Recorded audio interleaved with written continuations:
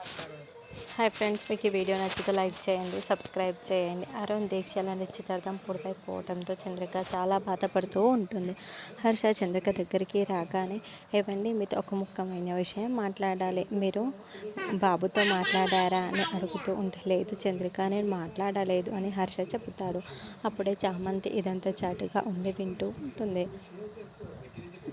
అరుణ్ బాబుకి ఈ పెళ్ళి, ఈ నిశ్చితార్థం ఇష్టం లేదంట. అరుణ్ బాబు ముఖం చూస్తుంటేనే నాకు అర్థమైపోయింది. మరి ఇష్టం లేని పెళ్ళి అరుణ్ బాబు ఎలా చేసుకుంటాడండి? మీరు ఒకసారి వెళ్ళి మాట్లాడాలి కదండి అని చంద్రిక చెబుతూ అప్పుడే రమాదేవి ఇదంతా వినేసి చంద్రిక అనే గట్టిగా అరుస్తూ ఉంటుంది. అయ్యో వినేసిందే అని చంద్రిక చాలా చాలా టెన్షన్ పడుతూ ఉంటుంది. నేరుగా రమాదేవి చంద్రిక దగ్గరికి వచ్చేసి హర్షతో మాట్లాడుతున్నందుకు వెంటనే చంద్రిక చెంప పగలగొట్టేస్తూ ఉంటుంది.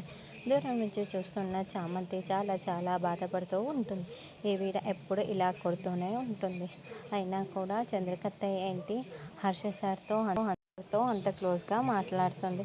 ఇంత క్లోజ్నెస్ ఎక్కడి నుండి వచ్చింది? అయినా అరుణ్ బాబుకి పెళ్ళి ఇష్టం లేదనే చంద్రికర్తే ఎలా అర్థమైపోయింది అని చామంతి రకరకాలుగా ఆలోచిస్తూ ఉంటుంది. అంటే అరుణ్ బాబు రోజా అక్కని ప్రేమిస్తున్నాడా?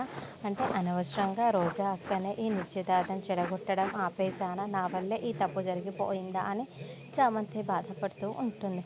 ఇప్పుడు హర్షతో మాట్లాడినందుకు చంద్రికకి చెంపదెబ్బతో సరిపెడుతుందా, లేకుంటే మళ్ళీ ఏదైనా పెద్ద శిక్ష వేస్తుందా అంటే నెక్స్ట్ ఎపిసోడ్లో చూద్దాం.